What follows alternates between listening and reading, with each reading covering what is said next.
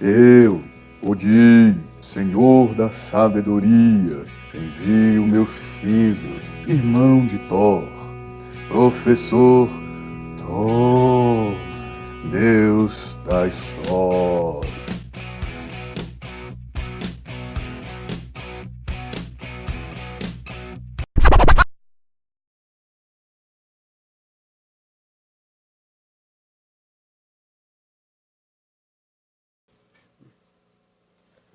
Fala pessoal, sejam bem-vindos a mais um vídeo nosso aqui no Carecas de Saber. Professor Thomas, e hoje a gente vai dar continuidade às nossas aulas sobre República Oligárquica, Revoltas Populares, aula 2. Hoje a gente começa com a Revolta da Chibata, de 1910. E a Revolta da Chibata é uma revolta muito interessante, porque ela consegue fazer com que a gente perceba, a oposição entre um Brasil que se busca progresso, o Brasil do progresso, e o Brasil atraso, o Brasil que está atrasado. E isso se representa na constituição da instituição marinha. Vamos lembrar que o exército ele ganha muita força depois da Guerra do Paraguai. Mas e a marinha brasileira? Como é que ela está organizada? Na medida que você está buscando um progresso dessa marinha, um avanço, uma modernização dessa marinha, e como é que você busca isso? Comprando novos navios de guerra, por exemplo. O Brasil vai ter acabado de comprar 2 encouraçados de guerra da Inglaterra, o Minas Gerais e o São Paulo. Aliás, é muito interessante perceber como os navios de guerra do Brasil, nesse momento, eles têm nomes de estados. Quando a gente falou de Guerra do Paraguai, por exemplo, o navio que foi pego lá no Paraguai para começar a guerra chamava Mato Grosso, que estava o governador do Mato Grosso lá. E a marinha, e a instituição marinha, como é que ela estava organizada? Você estava trazendo novos navios mais avançados, você tinha os marinheiros com uma carga de trabalho muito excessiva, uma alimentação deficiente, uma alimentação fraca, sofriam maus tratos dos oficiais e, acima de tudo, sofriam castigos físicos, a chamada chibata. Nos mesmos moldes que se faziam com os escravos, amarravam os marinheiros que cometiam algum tipo de infração e davam chicotadas. Aliás, a revolta da chibata é história porque o marinheiro levou no convés do navio, com todo mundo olhando, 250 chibatadas. Isso é muita coisa. Então a gente tem uma sublevação dos marinheiros que vai ser encabeçada por um cara chamado João Cândido, que vai ficar conhecido como Almirante Negro. Inclusive, vocês vão achar uma produção musical muito grande. Você tem samba enredo de escola de samba, você tem um samba cujo autor eu não me lembro agora, que vai fazer uma alusão ao Almirante Negro, ao Dragão dos Mares. E o que eles estavam fazendo, Eles vão sublevar nesses encouraçados, nesses navios de guerra brasileiros. Eles vão tomar o controle desses navios. Na época não tinha quase nenhum oficial, porque eles estavam ali ancorados e preparados para os oficiais apresentarem relatórios. E aí dos 4 oficiais que tinham, um foi rendido, os outros 3 morreram porque tentaram resistir. E eles começaram a ameaçar, bombardear a cidade do Rio de Janeiro se as reivindicações deles não fossem atendidas. E que reivindicações eram essas? Abolição da chibata, fim dos maus tratos, melhor alimentação e anistia dos rebeldes. Ou seja, todos esses soldados que sublevaram deveriam ser perdoados por essa sublevação. Aí as autoridades vão olhar e falar: é um bando de marinheiro não sabe fazer nada, marinheiro só cumpre ordem, eles não vão saber movimentar os navios. Eles vão ficar lá tão ameaçando que eles têm uma arma que eles não sabem usar. Só que, para surpresa dessas autoridades, do Hermes da Fonseca, inclusive, que era o presidente na época, esses marinheiros não só manobravam os navios muito bem, mas como sabiam usar com ótima precisão os canhões desse navio. E eles demonstraram isso na Baía da Guanabara. E aí, as autoridades ficaram preocupadas. Aí a gente tinha um problema. O que elas vão fazer? Elas vão mandar um oficial ali para negociar com esses marinheiros. Então aí o cara vai fazer uma vistoria dos navios, ele vai ver que os navios estão inteiros, estão bem cuidados, que os cofres da sala do capitão não tinham sido abertos. E aí ele vai descer e vai voltar pro governo, pros políticos, e falar: olha, tá tudo bem nos navios, eles só querem isso, eu acho bom a gente negociar. Aí eles vão até tentar pegar os outros navios de outros lugares do Brasil e atacar esses encouraçados de guerra, só que os marinheiros eram muito bons e vão expulsar esses navios de perto. Aí volta, né, o oficial para conversar com os caras de novo e falar, olha, o pessoal tá até disposto a atender o que vocês estão falando, mas muda um pouco as reivindicações de vocês. Fala que vocês não estão dando um ultimato de nada. Fala que vocês só estão pedindo aí anistia e essas melhoras, que a situação tá difícil, que é um acordo, né? Muda um pouco essas palavras para não parecer que o Brasil está sendo pressionado a obedecer vocês. Os caras falam, não, tá bom, a gente muda. O Congresso vai, né, e o presidente vão assinar a anistia desses caras e eles vão devolver os navios aos soldados, aos oficiais, né? E até aí tudo bem, em teoria eles conseguiram o que eles queriam. Só que não. 2 dias depois, o presidente baixou um decreto onde podiam ser presos membros da Marinha que estivessem atrapalhando a... Como é que é a palavra que você tem quando você... A disciplina. Que eles estavam atrapalhando a disciplina. E vão prender, obviamente, os líderes dessas revoltas. Entre eles o João Cândido. E sabe o que vão fazer com o João Cândido? Vão prender ele numa cela, sem ventilação. Ele e outros caras, né? Ele não estava sozinho. Vão prender ele numa cela sem ventilação e vão jogar cal virgem. E vão fechar ele lá por 6 dias. Quando eles abrem, a maior parte dos presos tá morta, né? Alguns outros vão ser levados para Manaus, para Amazônia, para trabalhar como prisioneiros nos seringais. E vão morrer nesse processo. Mas João Cândido, ele vai sobreviver a essa cela com cal. E ele vai ficar preso, né? E vai sofrer muitas torturas. E ele vai enlouquecer na prisão. E vai morrer num hospício. Ele, inclusive, estava ali trabalhando, né, nos desenhos, numas escrituras do que aconteceu na revolta da Chibata, quando ele morre.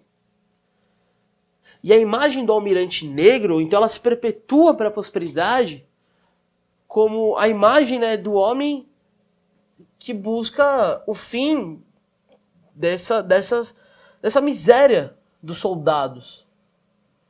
Inclusive, durante a ditadura militar, esses sambas que eu comentei com vocês, eles vão ser censurados, né? Eles vão poder ser tocados. Porque eles fazem alusão, né, à sublevação dentro do próprio exército. Muito louco pensar nisso, né? E esses marinheiros, a grande parte, eram negros, eram pessoas pobres, que era o trabalho que eles conseguiam. Inclusive, e aí isso explica também essas condições de trabalho que eles estavam. Já os oficiais, nem perto disso, tinham que trabalhar. Tinham prestígio, grandes salários e tudo mais. Beleza? Vamos para a nossa próxima revolta? É nóis. Pessoal, agora vamos falar da Guerra do Contestado. O Contestado, ele vai seguir um modelo muito parecido do que foi Canudos, né? Movimento sertanejo, messiânico. Só que, diferente de Canudos, Contestado foi um conflito que foi pensado para ser um conflito. Eles estavam ali combatendo efetivamente as forças políticas e econômicas da região. Antes de mais nada, por que se chama Contestado?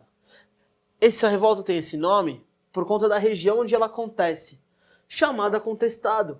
É uma região que ficava na fronteira entre o Paraná e Santa Catarina e que ninguém sabia direitinho a quem pertencia. Então, ficava nisso, é minha, ninguém sabe de quem que é. Então, era uma região contestada, né, pelos 2 estados. Por ser uma região onde você não tem definitivamente quem controla, é uma região onde não existe autoridade, onde não existe ação do Estado. Você não tem escola, você não tem cidade, você não tem hospital, você não tem nada. Porque eu vou construir um negócio e não é minha responsabilidade, ninguém vai fazer isso. Mas o que você vai ter lá então? Você vai ter latifundiário. Você vai ter latifundiário principalmente de erva mate. E o que o latifundiário faz? Ele explora a mão de obra desses camponeses. O cara tem muito dinheiro, vai colocar esses camponeses para trabalhar e vai pagar muito pouco. Mesmo molde que aconteceu em Canudos. Para agravar essa situação, a gente vai ter a Brazil Railway, que é uma empresa inglesa de ferrovias. E ela está construindo uma ferrovia que vem lá de São Paulo até o Rio Grande do Sul. E essa ferrovia vai passar pelo Contestado. E o que eles fazem? Eles têm autorização do governo para desapropriar as pessoas que tinham terras, né, na região onde fosse passar a ferrovia. Então você tem uma galera que trabalha para os latifundiários, são exploradas, uma galera que vai perder as suas terras para essa estrada de ferro, e depois que a estrada de ferro é construída, os trabalhadores que vieram com ela lá de longe, eles vão ser abandonados. Ué, terminou a construção? Se vira aí, parceiro, a gente não precisa mais de você. Volta para sua terra, você sozinho, problema seu. Então você vai ter, né, um conjunto aí de 20 mil pobres, 20 mil sertanejos, 20 mil trabalhadores que vão ser abandonados na região, que vão ficar peregrinando ali sem ter muito o que fazer. E por conta disso vão surgir, né, alguns curandeiros, alguns monges, gente que vai pregar para essas pessoas, e vai surgir um carinha chamado José Maria. Barbudão, usava bengala, pregava ali salvação, bênçãos, os mesmos modos do Antônio Conselheiro. O José Maria era um líder messiânico. E ele vai, né, inflamar essas pessoas para se revoltarem contra essa situação. Em 1912 começa a revolta desses sertanejos, que vão atacar a estrada de ferro, que vão atacar os grandes proprietários, que vão lutar contra as autoridades, que vão ali tentar controlar eles. Temendo uma nova Canudos. E aí, esses caras não se organizavam numa única cidade, né? Você tinha vários vilarejos aqui na região do Contestado que serviam de base para esses revoltosos. Já tendo a experiência com Canudos, o governo federal não vai demorar muito tempo, já vai mandar uma tropa muito grande, com 7 mil soldados, vai mandar nessa época até aviões para combater esses caras. Você tem relatos, né, das cidades que foram bombardeadas, relato de um médico do exército falando sobre as cidades bombardeadas na Guerra do Contestado. Quando ele entra lá para ver, é a barbárie, é braço para um lado, cabeça para outro, orelha, pé. Enfim, o Brasil, ele criou uma situação, e veja bem, a responsabilidade de quem é disso aqui? É do Estado, né? O Estado permitiu que essa situação chegasse nesse ponto. O Estado criou uma situação onde você tinha uma massa de 20 mil pobres, 20 mil sertanejos empobrecidos, e que vai ser resolvida como? Na bala. Vão matar mais uma vez todas essas pessoas. De forma brilhante, né? Mais uma vez o Brasil erradica o problema da miséria, matando todo mundo. Só que já é perto da Primeira Guerra Mundial, né? E é muito louco. Todas as revoltas que a gente viu, elas foram duramente reprimidas. Política pública, né? Veja bem qual que é a política pública do Brasil para quem não tem condições. Se eu for fazer redação de Enem, redação de FUVEST, quando precisar falar, né, política pública, um tema que pode muito cair em redação, é bom sempre você fazer esse panorama histórico. O que era política pública antes, o que era política pública hoje, né? Beleza, galerinha, vamos aí? Pessoal, para terminar o vídeo de hoje, a gente, né, viu a estrutura econômica, a estrutura política, vimos as revoltas populares, e durante todo esse período republicano, da República Oligárquica, o Brasil vai sofrer uma série de transformações de caráter socioeconômico. A população brasileira vai mudar. E vai mudar em que sentido? Primeiro, a gente vai ver um crescimento das cidades, o surgimento das primeiras metrópoles. Se não lembra o que é metrópole, tenho certeza que você vai assistir um vídeo do professor Gus de geografia para entender os movimentos urbanos. E junto com essas cidades, com essas metrópoles, vai crescer também o quê? A própria camada média urbana e os operários. São camadas sociais que vão ser extremamente importantes daqui para frente. A importância da burguesia industrial e da burguesia financeira, que estão aí descontentes com um modelo econômico agroexportador, mas que nunca vão se... Nunca, né? Que até então não vão se colocar contra esse modelo, né? Afinal de contas, antes esse modelo com as elites no poder do que uma revolta popular. E junto com as cidades vão surgir também o crescimento dos cursos superiores. Faculdade, né, agora de medicina, de engenharia, cursos técnicos. E do Brasil, né, a população está crescendo, está surgindo mais gente aí, principalmente nas cidades. A grande parte da população ainda é rural, tá? Por isso, né, Volta de Cabresto funcionando, a maior parte da população ainda está no campo, mas as cidades estão começando a crescer. Vão vir muitos imigrantes para cá por conta da Primeira Guerra Mundial. E a região sul vai ser a região que mais vai crescer de todo o Brasil. E é uma região que está fora da hegemonia política de quem? De São Paulo e Minas Gerais. Durante toda a República Oligárquica, por isso que em nenhum momento eu falei República do Café com Leite, a gente vai ver uma série de disputas das oligarquias, sejam elas de outros estados, não vão ter só presidente de São Paulo e Minas Gerais nesse período, por isso que a gente não chama mais de política do café com leite. E essas disputas aqui que vão gerar uma série de coisas, como campanha civilista, para você não permitir que um militar suba como presidente novamente, mas que não vai funcionar. E várias disputas que vão criar uma camada chamada oligarquia dissidente. Ou seja, são oligarquias que não mais estão de acordo com esse esquema político encabeçado por São Paulo e Minas Gerais. Inclusive, Minas Gerais vai se opor a São Paulo quando a gente falar de Revolução de 30, com a professora Giovana. O Brasil está mudando.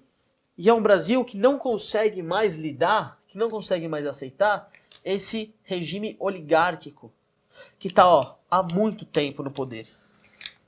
E aí a gente vai ver uma série de transformações nesse Brasil. Aliás, vocês vão ver isso, né? Porque a partir de agora, quem assume a frente de Brasil é a professora Giovana, que vai pegar vocês agora nesse finalzinho da República Oligárquica, vai falar de Getúlio Vargas, vai falar de JK, Jânio, Jango, Juscelino, Juscelino já falei, ditadura militar, redemocratização. Meus caras, foi um prazer enorme, um prazer inenarrável acompanhar vocês até esse ponto.